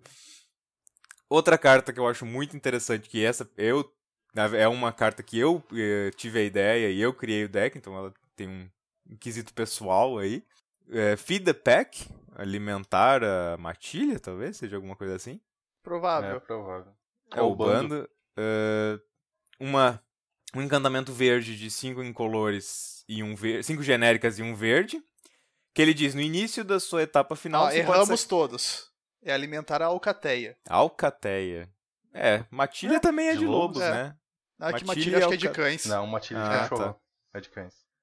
Bom, no início da sua end step, você pode sacrificar uma criatura que não seja um token. Se você fizer, coloque X lobinhos verdes 2/2 no campo de batalha, onde X é resistência da criatura sacrificada. Então eu fiz um deck com isso e barreiras. Muitas barreiras. E sim, eu só vou ficar parado defendendo com as barreiras até que venha essa porra dessa carta. E eu só vou vencer com ela. Não tem outro jeito de vencer no deck. Eu não vou vencer batendo com criaturinha 2/2. Isso é humilhante. Mas vai sim. Tu coloca... Sim, mas não porque eu baixei uma criatura 2/2. Sim, porque eu fiz o combo pra ter criaturas 2/2. Esse deck é bem forte até, cara. Não é tão fraquinho, não. Ele nos últimos tempos teve umas cartinhas que melhoraram o poder dele, mas efetivamente ainda é um deck muito casual. E eu acho que a carta também outra que é bem significativa pra Jones, que também permitiu que fizesse um deck degenerado, que é Bridge from Below. Essa eu não sei como traduzir. Não faço ideia de como é que é o nome em português. Ponte das Profundezas. Ponte das Profundezas. um encantamento de 3 pretos, que eu não sei nem por que tem custo de jogar essa carta, porque efetivamente ela não faz nada quando tá no campo de batalha. É uma carta que não faz absolutamente nada quando você casta ela, quando ela entra no campo de batalha. É um encantamento que não faz nada. Eu lembro que quando o pessoal tava vendo o negócio de Modern Masters, aí eles estavam fazendo um teste, assim, por exemplo, de jogos onde tais cartas foram conjuradas e se o cara venceu ou perdeu o jogo, certo? A que tava em último lugar era exatamente essa carta. Porque se alguém Porque ela não faz absolutamente nada ao ser conjurada. Como que não, cara? Exatamente. 3 pretos pra tua devoção. Devoção de 3 pretos, exatamente. Pra que eu Masters. vou jogar uma arena? Pra que eu vou jogar um Phyrexian Obliterator, né? Jogar Bridge from Below. Então o que ela diz, já que ela não faz nada no campo de batalha? Ela diz assim: toda vez que uma criatura que não seja um token for colocado no seu graveyard vindo do campo de batalha, quando morre uma criatura que não seja um token, se a Bridge estiver no seu graveyard, coloque um zumbi 2/2 no campo de batalha. Então ela só funciona do graveyard. Aí tá, mas eu vou ganhar um zumbi de graça pra sempre? Não, daí tem uma cláusulazinha que se uma criatura do oponente morrer, aí tu exila todas as Bridges que estiverem no cemitério. Então ela só funciona do cemitério. E só quando uma criatura sua morrer. Se a criatura do oponente morrer, tu perde a Bridge. Então, os Jones aí já quebraram essa carta, nem precisa se preocupar, ela já foi quebrada. Não precisa quebrar a sua cabeça tentando quebrar a carta. É só procurar por Manaless Dread e você será uma pessoa muito mais feliz e com menos amigos. Bom, o terceiro perfil é o Spike, que na verdade ele é o primeiro perfil de todos. Ele foi o primeiro a ser criado, mas ele foi o último a ser nomeado. E é o jogador de torneios. É o jogador competitivo. Ele não tem versão feminina no nome. Spike... É porque Spike transcende o conceito de sexo. Exatamente. O de gênero. Esse nome não foi criado pelo Maru, mas pelo time responsável pelo Magic. E o Spike, ele joga pra ganhar. Foda-se essa merda de fazer combinho bonito, foda-se essa merda de botar criatura grande. Se eu tiver que bater com uma Aves do Paraíso de alguma forma e ganhar com ela, eu vou bater. Se isso funcionar, né? Exatamente. E geralmente esses jogadores gostam de copiar decks da internet, gostam de pegar a ideia de outras pessoas, porque esses decks já são testados, existe toda uma comunidade usando esses decks, existem várias pessoas pensando em como melhorar ele, então eles são mais eficientes para se jogar competitivamente, porque a ideia de jogar Magic é ganhar, esse negócio de jogar para se divertir é balela, e do que criar seus próprios decks, como faria um Johnny. Nesse aspecto eu me diferencio um pouco, porque eu tenho esse meu lado Johnny, eu não gosto de usar net deck. Mas eu não vou aqui ser hipócrita dizendo que eu não vou usar as melhores cartas do Magic. Então, acabam que as listas são parecidas porque tu quer usar cartas quebradas, tu quer usar cartas boas, então, de uma forma ou de outra, teu baralho, mesmo que tu não copie da internet, ele acaba ficando parecido com algum deck que alguém já usou. Eles são divididos em Innovators, que esse jogador é aquele que quer pegar uma carta que está sendo recém-lançada e ele quer ser o primeiro a ver que ela é quebrada e achar uma forma de usar ela para ganhar jogos com ela. Então, ele é o mais Johnny dos Spikes. Nós temos os Tunners, que são os caras que gostam de pegar decks e ficar melhorando ele, tirando o máximo proveito dele com menor quantidade de recursos. É aquele cara que vai pegar o deck e espremer pra que todas as cartas nele sejam úteis, que não tenha nenhuma compra que seja ruim. Esse é o cara que eu tento me encaixar. Ele vai determinar quantos terrenos de cada tipo, quantas cartas de cada tipo. Exatamente. Usar 1x de uma carta, usar 2x de outra, trocar uma carta por outra porque ela é mais eficiente e assim vai. Existem também os analistas, que são aqueles caras que se preocupam não com o Magic no geral, mas sim no meta que eles estão inseridos. Então, eu gosto de jogar com tal deck, mas qual que é o melhor deck para jogar nesse meta que eu tô inserido? Então, eu estou num meta onde todo mundo joga de Tron. Então eu vou jogar de Burn. Então, essa é a forma que eles pensam.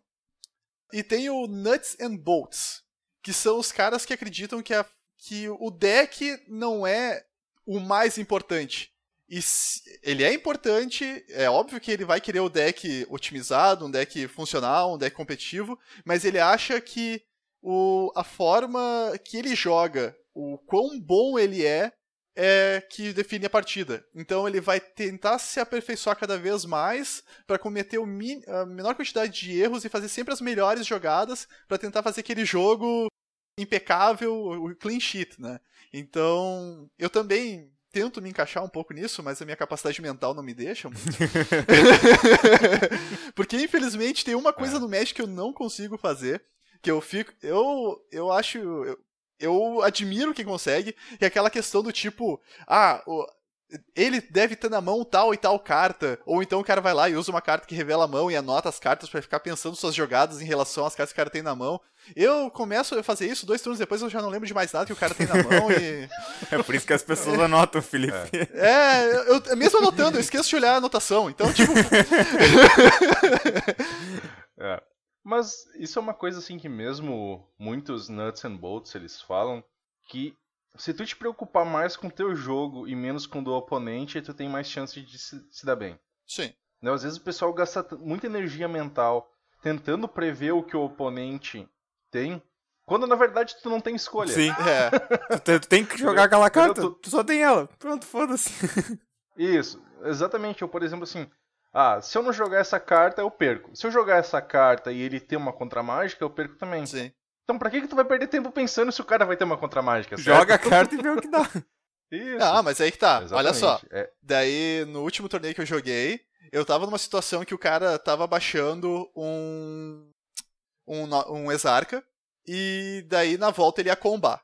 Eu tinha 4 mana em jogo, 4 terrenos em pé, e eu tinha um comando críptico e um desprover na mão. Daí eu pensei, se ele tiver e ele tinha mais um azul em pé. Se ele tiver um Dispel, perdi, né? Não tem o que fazer. Mas se por acaso ele tiver um Spell Pierce, é melhor eu jogar um Desprover. Eu joguei o Desprover e ele tinha um Spell Pierce. E eu ganhei. Mas daí é diferente. Daí tu não tinha uma só opção. Tu mas tinha entendeu? mais Tipo, de opções nas jogadas. Mas, tipo, é importante também tu pensar no que o cara pode ter ali, né? Tipo, também não adianta... Com certeza. Não, óbvio, se não tem opção, é óbvio, né? Mas tu tem... mas também não pode simplesmente, vou jogar qualquer coisa aqui. Foda-se. Uma coisa dos Nuts and Bolts, a maior parte deles joga formatos limitados, exatamente pelo fato de que o deck não é tão importante lá. Mesmo em draft ou em selado, a tua habilidade como jogador em ou draftar ou montar teu deck selado é muito mais relevante, ou seja, tu consegue melhorar muito as tuas chances de jogar, de ganhar, sendo um bom jogador naquelas duas questões. Então é por isso que tu pega que nem o pessoal lá do Limited Resources, a galera de lá é nuts and bolts ao extremo, certo? Eles tentam ser o melhor possível e cometer a menor quantidade de erros, escolher as cartas certas, exatamente com esse intuito de deixar a habilidade deles no topo, né? Topo de performance. Eu, assim como o Felipe, não consigo nada. não tenho saco. Bom, eu consigo decorar as cartas dos oponentes e eu sei o que ele tem. Mas como eu não sou um jogador Spike, eu geralmente não consigo fazer nada com essa informação. Tipo, o cara... me aconteceu no torneio. O cara olhou pra mim. Cara, por que tu não jogou essa carta? Porque eu sabia que você ia dar counter.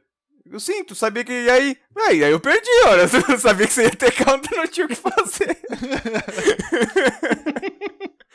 Bom, exemplos de cartas dos Spikes. Aqui a ideia é o quê? Eficiência ao extremo. E cartas que elas sejam boas por si só e melhores acompanhadas de outras. E de preferência, cartas que não sejam uma compra morta ao decorrer do jogo. Então, cartas que são muito boas no início do jogo e que lá no fim do jogo vai ser o pior top deck da tua vida, não são cartas que agradam um Spike. Então, um exemplo ótimo de carta para isso, Deathrite Shaman.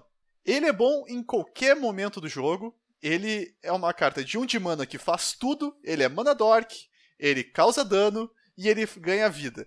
Além de ser um hate contra cemitério. Então, é a alegria de todo Spike.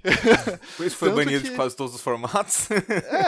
E se for olhar, existem decks, por exemplo, no Legacy, onde ele é legal, que são decks de 4 cores que fazem um splash verde só pra poder usar todas as habilidades dele, de tão bom que ele é. Então, cartas como o Delver também. Delver é uma carta incrível, né? Ele joga todos os formatos onde ele é legal. Porque é uma carta de 1 de mana que tende a ser um 3/2 voar, então é uma carta muito eficiente. Outra carta também entra nessa lista, Abrupt Decay. É uma carta que vai lidar com a maior parte dos problemas do meta, não importa o meta que tu for jogar, porque torneios são jogados em sua maior parte por Spikes querem eficiência, então eles vão usar cartas de custo baixo com um efeito que tente ser o melhor possível para aquele custo. Então a Abrupt Decay vai lidar com a maior parte dos problemas e não pode ser anulado, então é uma carta que tu tem sempre uma segurança. E esse é o tipo de carta que o Spike sempre tenta usar, como também Stoneforge Mystic, porque é uma carta de custo baixo, que vai ser um enabler para cartas quebradas, e assim vai. Esse é o estilo de jogo do Spike. É o cara e chato sim, a gente que ganha... tu encontra nos torneios. E a gente ganha batendo com o Snapcaster. Que emocionante. Eu ganhei batendo com Fala dos Spikes.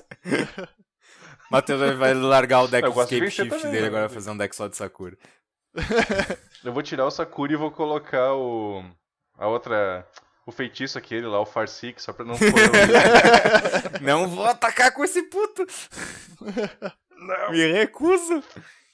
Mas assim, então, acho que agora finalizando esses 3 principais arquétipos, é uma coisa que a gente pode dizer assim que tu nunca vai ser somente um. Exato. É muito difícil, mesmo assim, por exemplo, tu gosta ou tu te identifica mais com um desses perfis, tu vai ter um pouco de todos eles. Todos nós somos assim. Tem pouquíssimas pessoas que têm uma quantidade quase negativa dos outros formatos. Talvez o Felipe não tenha muito de time, eu nunca vi o Felipe gostando de alguma coisa grande assim. Acho que a coisa mais time que ele já jogou foi o Phyrex Obliterator. Isso. Porque o Phyrex Obliterator é igualzinho tu jogar um Primeval Titan, né? É a mesma coisa. É que tá, é que o formato que eu gosto, o meu formato favorito é Legacy. E Legacy tu não tem espaço pra coisa time, sabe? Tem alguns decks, né? Tem o Reanimator, por exemplo. O Reanimator é mais ou menos time. Mas é que tu usa enablers pra ser time. Tipo, tu não vai pegar e, eu vou aqui rampar pra baixar um Enraku, eu vou rampar pra baixar um Griselbrand. Não, tu vai quebrar o jogo, tu vai tentar fazer ele entrar em jogo pelo menor custo possível. Então... Não, mas isso não nega o fato de time. Por exemplo, tu pega o baralho de 12 Post. 12 Post é um baralho de time. Sim, com certeza. Mas aí tu pega os decks que tem chance de ganhar... Como eu disse, o Spike é o cara chato. Cara, olha o Omnitel. Não tem mais chance de ganhar. Baniram de True Time e o Omnitel morreu bastante. Quase 30%. Assim, mas o Omnitel ainda é quase 30%. Não, né? Depois que baniram o... Miracles. Miracles, depois que baniram o Dig, acabou o Omnitel. O pessoal então voltou pro Sneak and Show. Que também é um baralho time. Sim. E não ganha nada. Eu tenho um baralho Reanimator, eu atesto pra isso. Não ganha porra nenhuma. Bom, eu sou pouco time. Então acho... Com certeza. Eu sou pouco time. Eu sou mais Johnny. Meu segundo é Johnny, mas eu sou Spike por essência. Assim como eu não tenho quase nada de Spike. Eu tô cagando e andando pra ganhar em torneio.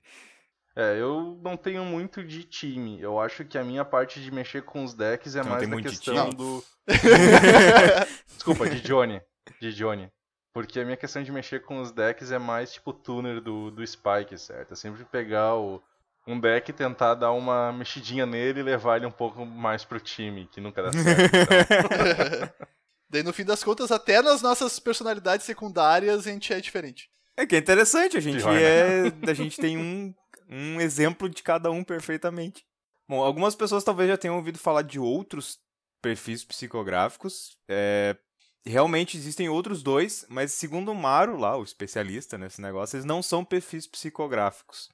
Por quê? Porque eles não falam por que o jogador gosta do jogo, mas sim como ou o que ele gosta do jogo. É uma distinção bem sutil que eu admito que eu não entendo 100%.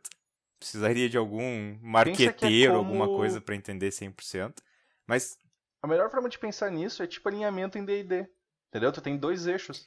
Mas é porque a ideia é que eles não são perfis psicográficos. Porque perfis psicográficos são uma coisa específica que diz por que o cara gosta do jogo. Esses outros 2 perfis, eles são um outro nível de apreciação do jogo. Você não tá apreciando... não é o jogar o jogo. É que esses... Eles... Como é que eu posso dizer? Os 3 primeiros, eles falam assim, ó, tipo, o cara gosta de Magic. Ele gosta de Magic por isso. Ele gosta dessa forma de jogar Magic. Os outros, eles gostam de cartas. Não, na verdade é um pouco mais genérico. Tu pensa assim, os perfis psicográficos falam de como é que você gosta de jogar o jogo. Por que você gosta de jogar o jogo? Jogar. Sim. Os outros perfis são mais estéticos. Você gosta de... Como é que você visualiza... O que te atrai nas cartas, nas mecânicas, nesse tipo de coisa? Numa ideia mais estética, de beleza. O Marô fala muito na questão da beleza. O que você acha belo no jogo? Não tem exatamente a ver com o jogo, com jogar o jogo em si. Não, mas é o que eu tô falando. Eles gostam de cartas. É tipo, tu não consegue determinar assim, o cara, ele gosta dessas cartas porque ele é mais competitivo. Ele gosta dessas cartas porque ele gosta de fazer coisas bizarras. Não, é tipo, os caras gostam de coisas que não tem o porquê determinar o do porquê que ele gosta daquela carta. São perfis muito mais subjetivos, isso é verdade. Você não tem exatamente dizer, ele gosta porque é uma criatura grande. Não, ele pode gostar por vários motivos daquela carta. Mas também tem um pouquinho a mais da carta, porque envolve também a história do jogo, os personagens. Ele pode, por exemplo, gostar da história do Jace. Não necessariamente olhar para as cartas, mas gostar da história do Jace. Bom, talvez falando deles mais especificamente seja mais fácil de entender. A ideia é que eles não são exatamente perfis psicográficos, mas são perfis que complementam os perfis psicográficos. Então sempre vai ser alguma coisa mais Johnny, alguma coisa mais Timmy, alguma coisa mais Spike. Ou qualquer combinação possível, né? Os 2 perfis são o Vortus e o Mel. Antigamente se chamava Melvin, agora eles chamam de Mel, pra ser sem gênero, né? Ou dos 2 gêneros.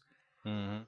Então, qual é a ideia do Vortus? O Vortus foi criado por um cara chamado Matt Cavota. Na época ele achava que seria um 4º perfil psicográfico, daí quando o Mario deu uma olhada no que ele tinha criado, ele viu que não seria, que ele seria uma complementação aos perfis psicográficos.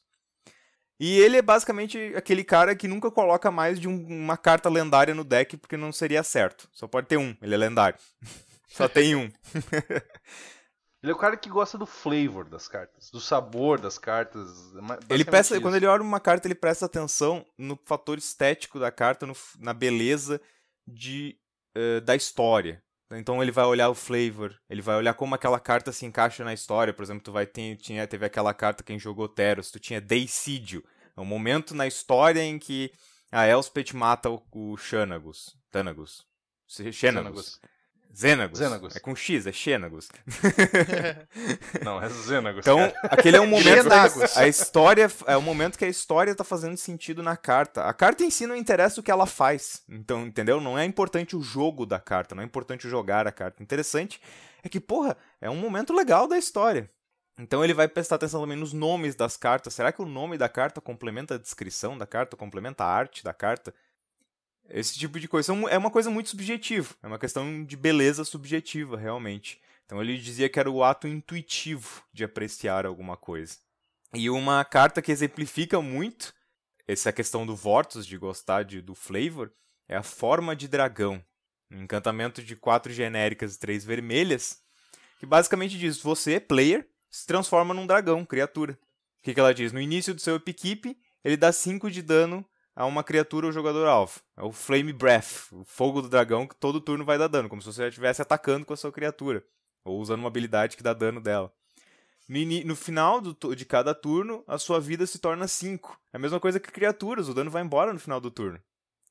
E criaturas sem voar não podem atacar você. Você tem voar, as criaturas lá embaixo não podem lutar contigo, como um combate de criaturas normais.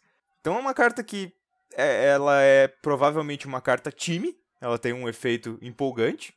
Pode ser uma carta Johnny, se tu conseguir achar um combo legal pra fazer com ela, de repente um combo que que já que a tua vida volta pra 5, talvez tu tenha alguma coisa interessante em ter pouca vida, ou que a tua vida ou que tu nunca morra por ter pouca vida. Provavelmente não é uma carta Spike, acho que nunca vi isso ser jogado em lugar nenhum.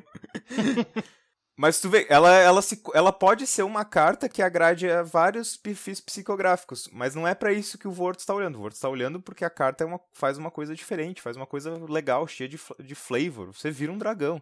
Então ela complementa o gosto que o cara pode ter. O cara pode gostar, pô, eu acho muito massa o desenho da carta. O desenho da carta é fodástico. O Sarkhan Vol enlouquecendo e virando um dragão. Mas também eu acho legal jogar com aquela carta, descobrir um combo louco que ela poderia ter. Então é difícil entender a diferença entre os psicográficos e tal. Até recomendo que vocês deem uma olhada. O Maru tem vários artigos escritos sobre eles.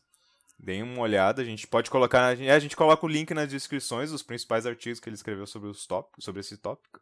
Mas é interessante. Essa parte do Vortos é basicamente isso. Ele gosta do flavor. Gosta de ver a carta e ver beleza na carta. Já o Mel, ele é o outro lado do espectro do Vortos, né? Enquanto que o Vortos ele se importa com o flavor, o Mel ele gosta da elegância de como as mecânicas da carta foram feitas, certo? Ele gosta, assim, por exemplo, de pensar como na Color Pie, em toda essa questão. Acho que é meio complicado de falar, talvez se tu pegar uma carta é mais tranquilo de ver. O Mel ele gosta de ver o por trás da carta. E como o cara pensou essa carta. Isso, como as engrenagens funcionam. Como o cara pensou essa carta. Qual foi a interação que a carta tem com ela mesma, com as mecânicas do set, como ela se encaixa na Color Pie. O que o designer estava pensando quando ajustou os números, por que ela tem esse custo de mana, por que ela tem esse poder e resistência. Né? Esse tipo de coisa que atiça. Vê que ele não está pensando exatamente se a carta é boa ou se é ruim. Mas ele está pensando no como foi construir essa carta. Como ela nasceu. Como ela saiu do papel e virou uma carta de verdade. Então a carta que a gente pode ver bem isso aí é Firemaw Kavu. É uma criatura por 5 genéricos e uma vermelha. Ele tem, quando ele entra em jogo, ele dá 2 de dano na criatura alvo. E quando ele sai, ele dá 4 de dano na criatura alvo. Ele é uma 4/2, só que ele também tem Echo por 5 genéricos no vermelho. E Echo ele diz assim, no início do seu upkeep, se essa criatura entrou sob seu controle desde o início do teu último upkeep, sacrifique ela, ao menos que você pague o custo de Echo dela. Ou seja, o efeito de sair de jogo do Firemaw Kavu já está embutido na carta, certo? Eles usaram uma mecânica conhecida que é Echo e fizeram ela interagir com o texto da carta. E tem mais outras coisas ainda, por exemplo, ele é uma 4/2. Quando ele entra, tu pode dar os 2 de dano nele pra ele morrer e dar os 4 no outro cara, sabe? Então, foi uma forma muito elegante de tu juntar as mecânicas na carta.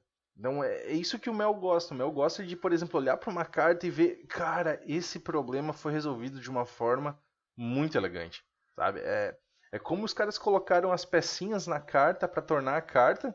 E se isso foi feito de uma forma boa, tu vê que isso é muito interessante. E do contrário, tu tem aquelas cartas que às vezes as coisas não funcionam muito bem. Não fazem sentido. Por que ele tem essa habilidade, mas não pode usar a habilidade com ele mesmo? Coisas desse tipo. Isso aí já é o que o Mel não gosta de enxergar. Quando tu pega, por exemplo, que nem aquelas criaturas com The Void em Batalha por Zendikar, isso é uma coisa bem pro... Tu vê, o Vortos, ele olha para aquelas cartas e vê, essas cartas são para simbolizar o Eldrazi, que eles estão corrompendo as cores. Então acho que é por isso que elas são incolores. O Mel já vai olhar para essas cartas e vai pensar, eu acho que essas cartas são incolores porque elas estão aqui para fazer a engrenagem maior do set que se preocupa com incolores rodar, certo? Eles têm essas formas diferentes de olhar para as coisas. É por isso que são perfis mais complicados, eu acho, com relação aos outros três. Tem mais nuances, são mais subjetivos do que os outros. Isso, exatamente. E como eu falei, eles são complementares, né? Tu pode ser um Vortos time, um Vortos Johnny. Nenhuma forma eles vão brigar. E um exemplo que o Maru deu interessante é que ele pode, para determinar bem a diferença entre um e outro, é que ele pode criar uma carta para time, Johnny e Spike e mexer nessa carta de várias formas diferentes para ela se tornar ou mais Vortos ou mais Mel, sem mexer no fato de que ela é uma carta para time. Por exemplo, no Fire Malkavu, exemplo que a gente deu há pouco. Ele poderia baixar o custo do eco, ele poderia mexer nos danos, mexer no poder e resistência, mas a carta ainda ia ser elegante, o Mel ainda ia gostar dela. E daí, por exemplo, se ele baixasse o custo do eco dela, ou baixasse o custo de jogar ela, talvez o Spike passasse a gostar. Pô, essa carta é boa em torneio. A mesma coisa a forma do dragão. Ele poderia modificar a forma do dragão para dar mais dano, pro time gostar mais. Poderia mudar a forma do dragão para ter uma outra habilidade que dragões normalmente têm, de dar dano a todo turno para o Johnny fazer um combo aloprado com ela.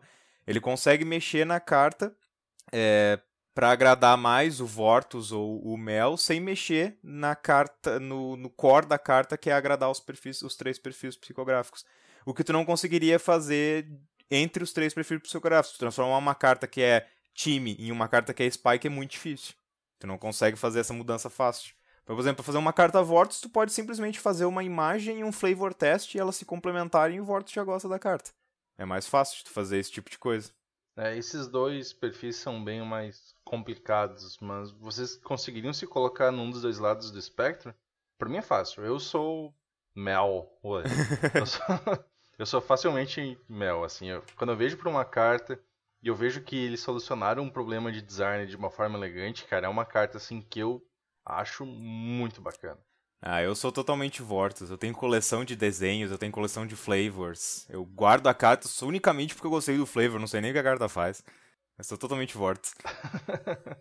O Felipe já transcendeu esses conceitos. Tipo isso, eu sou só Spike mesmo.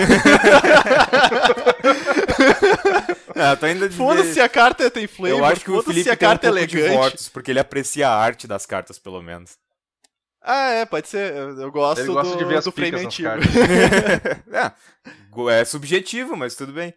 Mas o Felipe aprecia a arte. Ele chega assim, pô, olha, você viu que arte massa essa nova, não sei o quê. Já teve várias vezes que eu já ouvi ele dizendo isso. Mesmo que ele goste dos frames antigos, tudo bem. Isso também é uma questão subjetiva, né? Mas é uma questão subjetiva Vortus. Não, mas eu acredito que seja isso.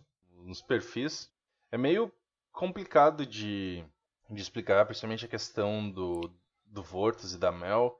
Porque mesmo quando o Mario tenta falar sobre eles não fica tão claro. Eles se enrolam um pouco, é um conceito muito subjetivo. Eu acho que se vocês forem um dos 2, acho que com o que deu pra falar, assim, tu acaba conseguindo entender um pouco, né?